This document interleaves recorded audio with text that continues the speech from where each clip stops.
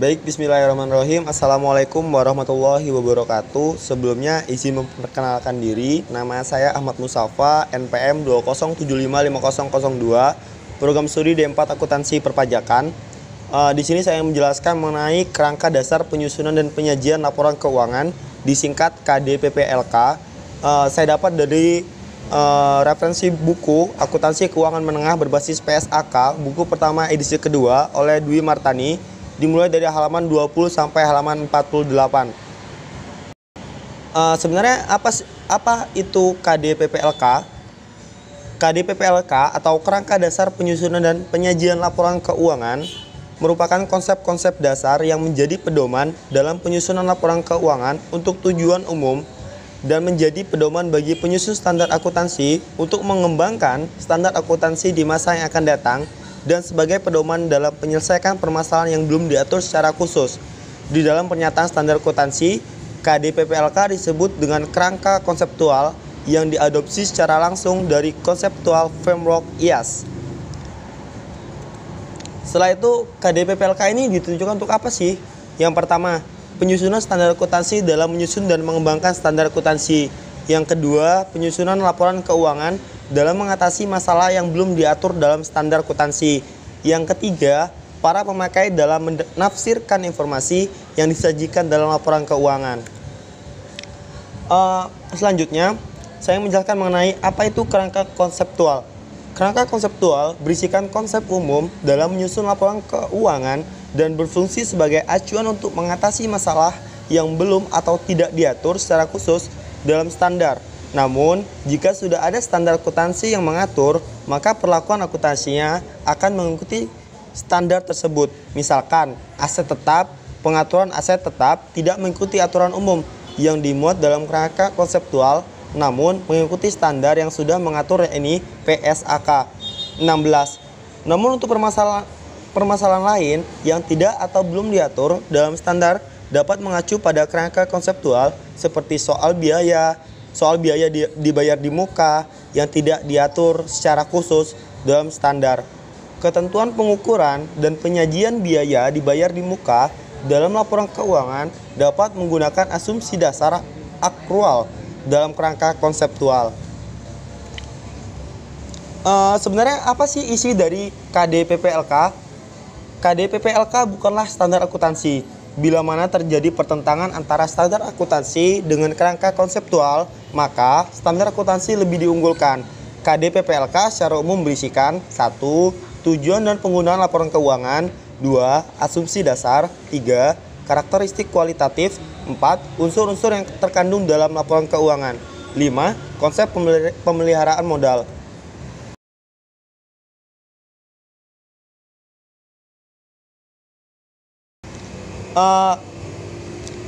Yang pertama, tujuan dan penggunaan laporan keuangan. Tujuan laporan keuangan berdasarkan kerangka konseptual adalah untuk menyediakan informasi mengenai posisi keuangan, kinerja keuangan, dan perubahan posisi keuangan yang bermanfaat bagi sebagian besar kalangan pengguna dalam pengambilan keputusan ekonomi, ada di paragraf 12 buku.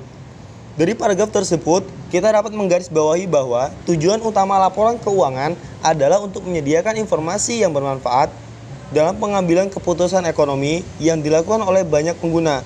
Patut dicamkan bahwa penyusunan dan penyajian laporan keuangan akan berbeda jika tujuannya misalnya untuk memastikan pelayanan yang baik, dan patut dicamkan pula bahwa penyusunan dan penyajian laporan keuangan akan berbeda jika tujuannya adalah untuk menyediakan informasi yang berguna untuk pengambilan keputusan, misalnya untuk manajemen saja.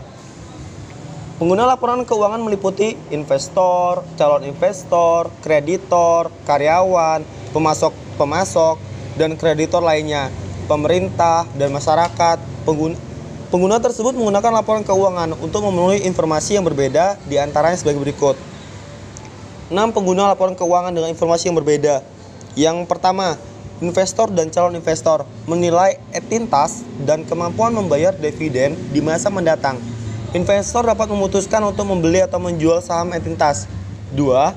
Kreditor menilai kemampuan bank dalam membayar utang dan bunga. 3. Karyawan menilai kemampuan membayar balas jasa, manfaat pensiun, dan kesempatan kerja. 4.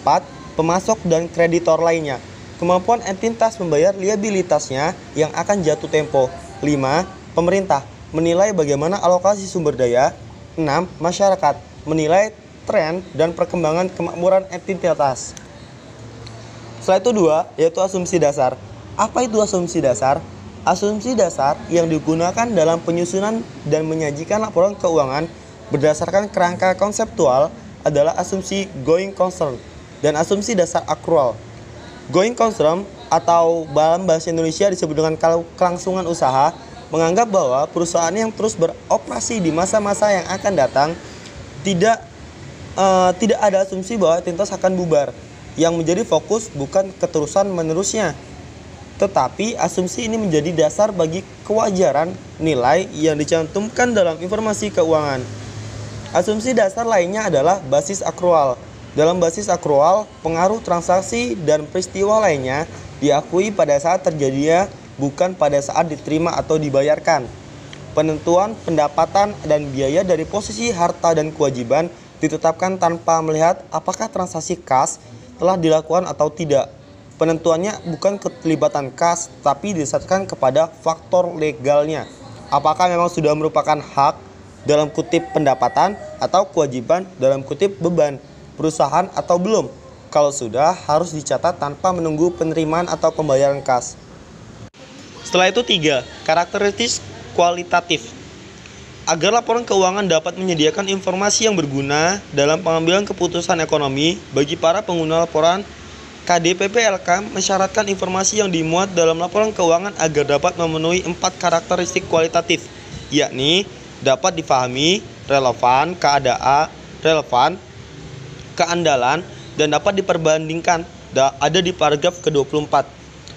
Laporan keuangan harus dapat dipahami oleh para pemakai agar dapat digunakan dalam pengambilan keputusan ekonomi. Untuk dapat dipahami, pengguna laporan keuangan diasumsikan meliputi pengetahuan yang memadai mengenai aktivitas ekonomi, bisnis, akuntansi, serta memiliki kemampuan untuk mempelajari informasi. Setelah itu, agar bermanfaat bagaimana? Informasi yang disajikan dalam laporan keuangan harus relevan. Relevan berhubungan dengan kegunaan informasi tersebut dalam pengambilan keputusan. Informasi dikatakan relevan jika informasi tersebut dapat mempengaruhi keputusan ekonomi pengguna sehingga dapat membantu dalam mengevaluasi peristiwa masa lalu, masa kini, dan masa yang akan datang. Di samping itu, informasi yang dicantumkan dalam laporan keuangan juga harus dapat diandalkan. Informasi yang andal adalah informasi yang bebas dari pengertian yang menyesatkan, bebas dari salah saji material, dan dapat diandalkan pengguna sebagai penyajian yang tulus dan jujur dari yang seharusnya disajikan. Keandalan laporan keuangan meliputi ciri-ciri. Ada 6 ciri-ciri keandalan laporan keuangan. Yang 1, penyajian yang jujur. 2, netralis. 3, substansi mengungguli bentuk. 4, pertimbangan sehat. 5, kelengkapan.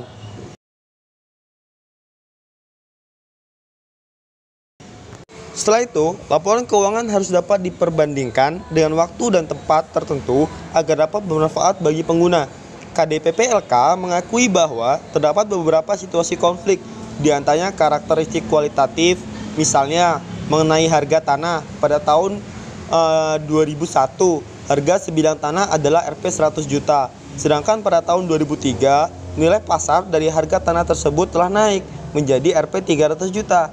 Pertanyaan yang timbul adalah harga mana yang akan digunakan dan disajikan dalam laporan keuangan.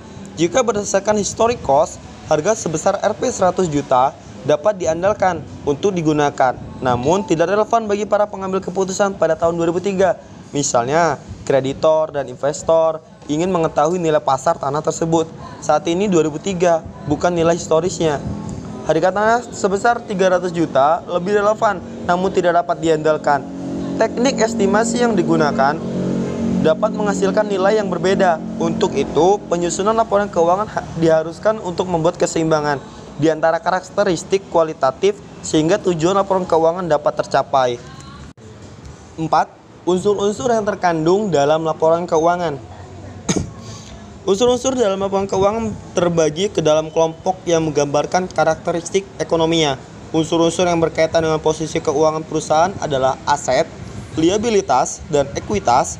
Unsur-unsur yang berkaitan dengan kinerja perusahaan adalah penghasilan dan beban.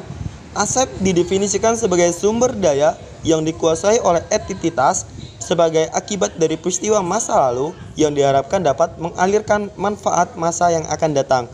Bagi entitas tersebut, yang perlu digarisbawahi di sini adalah penggunaan.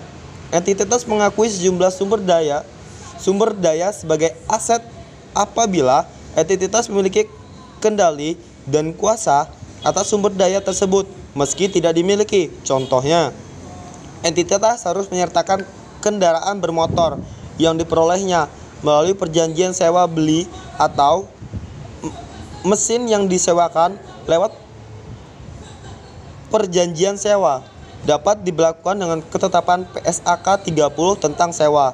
Sebagai aset, liabilitas adalah kewajiban masa kini. Entitas yang timbul dari peristiwa masa lalu, penyelesaiannya diharapkan akan menyebabkan arus keluar sejumlah sumber daya entitas yang mengandung manfaat ekonomi. Sedangkan ekuitas adalah hak residual atas aset entitas setelah dikurangi seluruh liabilitas. Dapat dilihat bahwa ekuitas tidak didefinisikan jenisnya dan hanya diungkapkan sebagai persamaan matematis. Baik, untuk rumusnya sendiri yaitu ekuitas sama dengan aset dikurang liabilitas. Maksudnya begini, penghasilan merupakan kenaikan manfaat ekonomi selama satu periode berupa pemasukan atau penambahan aset perusahaan atau penurunan liabilitas yang mengakibatkan kenaikan ekuitas yang bukan berasal dari kontribusi pemilik. Penghasilan meliputi pendapatan dan keuntungan. Pendapatan timbul dari aktivitas operasi normal perusahaan, sedangkan keuntungan merupakan pos lain yang memenuhi definisi penghasilan dan mungkin timbul atau tidak timbul dalam pelaksanaan aktivitas entitas yang biasa. Sedangkan beban merupakan penurunan manfaat ekonomi selama satu periode berupa pengurangan aset dan penambahan liabilitas yang mengakibatkan penurunan ekuitas yang bukan merupakan distribusi kepada pemilik. Beban mencakup beban yang timbul dari aktivitas operasional normal perusahaan dan kerugian yang merupakan pos lain yang memenuhi definisi beban. Kerugian mencerminkan penurunan manfaat ekonomi. Kerugian ini merupakan timbul atau mungkin tidak timbul dari pelaksanaan aktivitas operasi normal perusahaan. 5. Konsep pemeliharaan modal. Konsep pemeliharaan modal dalam kerangka konseptual terdiri dari konsep pemeliharaan modal keuangan dan konsep pemeliharaan modal fisik. Konsep pemeliharaan modal penting artinya dalam mengukur laba yang diperoleh perusahaan. Menurut Hicks, seorang ekonom, laba adalah jumlah maksimum yang dapat dikonsumsi oleh sebuah perusahaan dalam satu periode, namun kekayaan awal periode perusahaan sama dengan kekayaan akhir periode perusahaan. Oleh karena itu, laba adalah kelebihan setelah posisi awal dipelihara. Untuk mengilustrasikan konsep pemeliharaan modal, misalnya, saya berikan contoh satu, yaitu PTA membeli persediaan pada 1 Januari 2001 sejumlah Rp100.000 dan menjual persediaan tersebut dengan tunai seharga Rp150.000 pada akhir tahun. Pada 31 Desember 2001, persediaan yang sama ternyata bernilai Rp120.000. Untuk mengukur laba yang diperoleh PTA, maka menurut Hicks, modal awal harus dipelihara. Kekayaan awal periode sama dengan kekayaan akhir periode. Jika PTA hendak memelihara modal keuangan, maka laba yang diperoleh adalah sebesar Rp50.000. Dalam kutip, 150.000 dikurang 100.000, didapatlah modal laba yang diperoleh adalah sebesar 50.000. Karena perusahaan memilih untuk menyisihkan Rp100.000 untuk memelihara kekayaan yang sama dengan awal periode. Jika PTA hendak memelihara modal fisik, maka PTA harus menyisihkan Rp120.000 agar jumlah fisik persediaan dapat dipertahankan sama dengan awal periode. Kekayaan perusahaan akhir periode sama dengan kekayaan awal periode. Sehingga laba yang diperoleh adalah sebesar 30.000 didapat dari 150.000 dikurang 120.000.